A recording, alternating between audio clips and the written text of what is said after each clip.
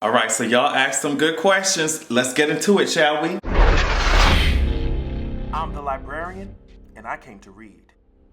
So someone asked me, the out-of-pocket queen, she asked me what got me into writing, what do I listen to when I'm writing. There are also some other people who ask me like what my thought process or my process is when it comes to storylines. And I'm just like, okay, the reason I started writing, and I've been writing for so long, honestly, even when I was in middle school, I was creating whole stories and universes and shit. It's just not, I didn't get a chance to put it in an ebook. One of the main reasons I write is because I didn't see stories that had black people in it, especially like fantasy and sci-fi, all that shit. Like I didn't see a lot of black people in there. I didn't see a lot of black gays in there that were just, you know, that were heroes but just so happened to be gay. So I was like, girl, let me just write it out. Let me write what I want to see on mainstream TV. That's really what it is. Now with the storylines and characters and stuff, I just tried to write something that people could relate to, that, you know, characters that aren't perfect. Those perfect characters don't really draw anyone to them. Like it's always the messy, realistic characters that draw people to the story. So storylines and cliffhangers and shit, I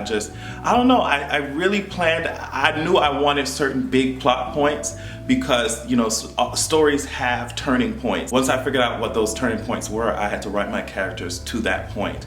And yeah, it was a very difficult, honestly, that book, Zeraxia, was very difficult to write because there's certain scenes in there that I pulled from my actual experience, and it's hard to go through those things again and put it on paper. But I think those things need to be talked about and said and included in a story like that because it makes it that much more real. So someone asked me, Adrian, when are we getting a junior? Adrian, do you want a husband and kids? I'm just like, I don't want kids. They're too expensive and they're hella annoying. I would fuck them up. I know that I would, so I don't want kids. A husband, a man would be nice, but he got to be something serious for me to be going into the courthouse and tying him to me forever. I've seen what a lot of people go through in their fucking relationships, especially after they get married, and that legal battle after when y'all trying to get a divorce, that is no joke. That is no joke. Lives torn apart and so will bank accounts. I'm good on that. He really got to be something, but like I do want a man. It got to be something serious for me to go into the courthouse. Tiffany Wednesday asked me, what are your thoughts on the second season of Pose not possibly being the same storyline of people?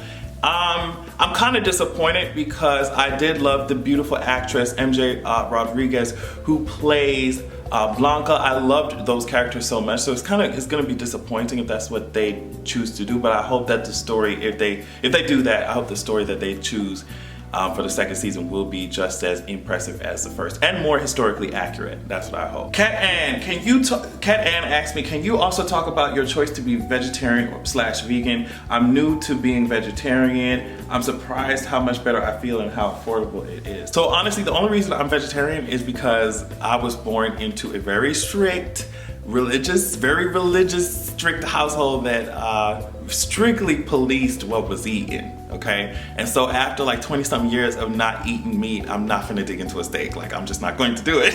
Like, I'll eat sushi and like I'll eat fish sometimes, but I'm not finna be digging no steak. That's honestly the only reason why I'm vegetarian, which is why you don't hear me up here preaching, you always need to go vegan, you need to. I'm just like, all right, girl, do what y'all want to do. Hey, Adrian, how did you deal with your religion and sexuality? I'm trying to figure myself out along how my religion accepts it. The only religion I have at this point are EFT transfers. So when I was younger, I was trying to like, oh my God, trying to make room for both of them. But then I, examined and I realized I didn't believe none of this bullshit. I didn't believe it, and I was only doing it because my parents wanted me to. So after I realized that shit, it was really easy for me to accept my sexuality. Hey Adrian, will you be pursuing higher education? And if so, what areas of subject would interest you? That is craziness because I already have my master's degree and I do not feel like going back to school. I don't feel like it. School drained the life force, the humanity out of me, and I'm over it. The only thing I would go back for, if I was to go back for anything, would be a PhD in something in the realm of communication. So yeah, that's the only thing that I could think of. Someone asked me, I think I got a couple questions about this, about my gaming channel. I did answer this one time in the comments before, but I don't think I've really spoken about it. When I started gaming, period, when I bought my PS4, that was like a stress reliever for me because I was going through a lot. I still am, I always am. I was going through a lot, so I just hopped on the games, playing and got my life. But then when I made it into a channel, that shit defeated the purpose of it being stress relieving, because no matter what channel you're doing, if you're really going to be committed to it, it takes work.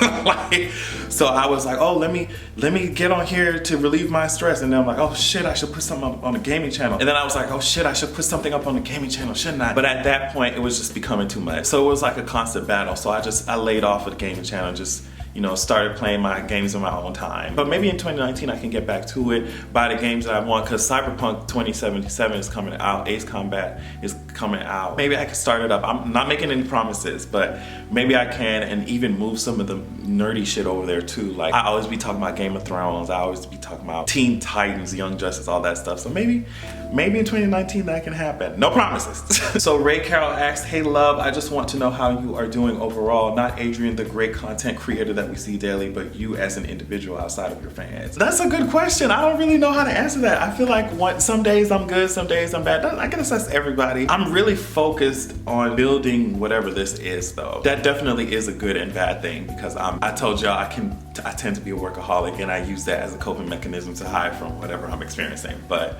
I'm definitely better than I was years ago, I can say that. So someone asked what my favorite color was, and you would think it's black from all the black clothing that I own, but it actually is blue. Like, my whole apartment it's just colored dark blue. Someone else asked what's my zodiac sign. I'm not into astrology like that at all. I'm not.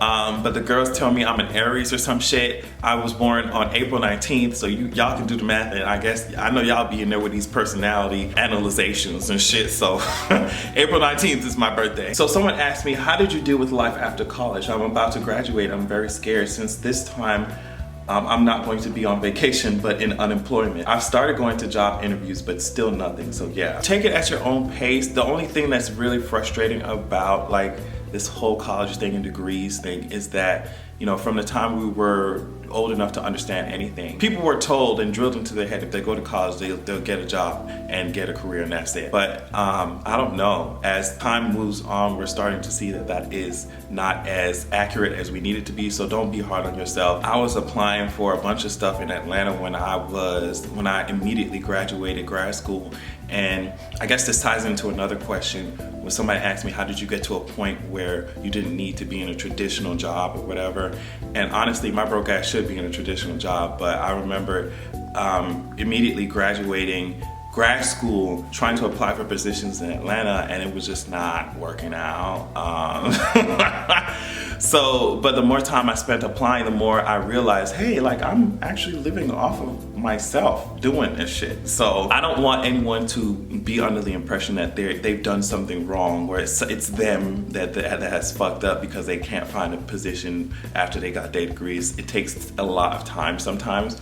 Sometimes it's more difficult based off of what field you're in. Do your best, that's it, that's all you can do. And continuing in regards to that traditional job question, I started this channel, I started posting consistently in 2013 when I was like in high school, I don't know, high school or something. And it was only until I graduated grad school that this started to pay off in some type of meaningful way that made sense for me to like do it solo. So like, Rome was not built in a day, and any of these people who are getting up there, you know, giving you fast money this, skyrocket to fame that shit will not last, okay? I promise you. Like, slow and steady at your own pace. Fuck what these other people are talking about and doing. If you got a business, if you're an artist, you're creative, and you're trying to sell your shit, it's not going to skyrocket in a day, and if it does, you should be scared. But yeah, just don't lose. The only person that you really have in this world is yourself. Don't lose hope or faith in yourself, okay? And don't look at what these other people are doing, because you don't know what they had to sacrifice. You don't know what the type of soul they had to sell, the type of person they have to pretend to be to get that, okay? So yeah, things may not happen very quickly, because they definitely did not for me, and I am not nowhere near where I want to be. You know, I'm always hard on myself to be better and do better. If you are working on something, don't look at where somebody been working on their shit for 10, 20 years and it's just not paying off. So don't be hard on yourself. So this person asked a lot of questions, but I want to focus on one in particular. How are you doing mental health wise? What has contributed? How do you bounce back when you start to feel depression creep up on you? And there was someone else who asked me, like, how do you know when you're about to enter a depressive state, as opposed to like just, you know, your car breaking down or something happening and you feel down about that? So I guess I'll answer that question first. When I feel my depressive state coming on, or coming on further than it already is, I know, I feel every part of me sink. I feel like I don't want to get out of bed. I don't even want to get out of bed to shower. You know what I mean? Like, I don't want to clean nothing. And that's not like me when I am fully 100% functional. When the depressive state comes on, I'm just like, girl, I don't want to be bothered. My phone is off. Like, I'm putting that shit on do not disturb. I'm over here struggling against my own self to pick myself up out of the shadows and darkness. You know, it feels like I'm evaporating. Like, I know the difference between like, oh, I feel down about like a car being broken or some shit like that, because those things are finite and I can identify problem, bam, solution. I can get to that shit. But depressive states, it infects every part, every thought, every movement, every breath that I take. What has helped me though is just being self-aware and talking myself through things and understanding that this is, all right, this is, you know that this is a cycle, or you know that this is what you deal with. It's not going to be the end of the world. Self-talk, to me, at least how I deal with it, is very important. Identifying if there's any triggers that set me off, you know what I mean? And then working through that. So that's kind of how I deal with mine. What would your vision be if Zoraxia was being made into a film? Oh my God. Well, first of all, I want to play Xander. Thank you very much. But it would have to be some hella good CGI. Cause Javelin, the dragon, he needs to be badass like Drogon. I don't know, I think it could be easily made into a film. It would be expensive as hell to do, but I think it could be done. It would be like an all black cast, which would be amazing. I don't know who I'd want to play the villain. I don't know, but it definitely, I see a lot of nigginess. I see a lot of niggers. Are there any LGBTQ rappers, artists that you follow or like? Oh my God, there's so many. I'll just name some that are at the top of my head right now. Duran Bernard, Brayton Bowman. What else do we have? We have Bryant. What do we have? Cakes the Killer. Like, there's so many. There's some even on my Twitter timeline. We have Father Monet, Mr. Zay. There's so many. So Violet asked me, hey Adrian, how do you feel about Evan Peters? Just curious, because I love him. I think he's cute and I love him too. I just couldn't stand his character in Pose, because I'm just like, we don't care about your white ass storyline, sweetie. No shade. What is your favorite genre of music? Do you like rock? If so, what are your top 3 rock bands? Oh my God, that is a good question. The genre I listen to the most, I can't even lie, is pop, trap, rap, hip hop type teas. You know, I mean R&B. You know.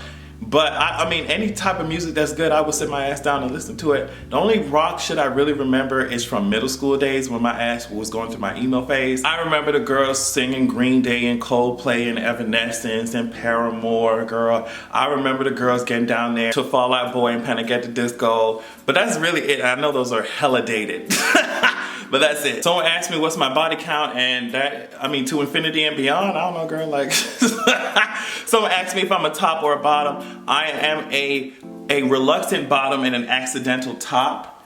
The girls love penetration. I'm just like, all right, baby, okay. Someone else also asked me if I have a man. Do you have a boo? There's a lot of people. Also, I saw some more comments talking about, are you dating anybody? You got a boyfriend?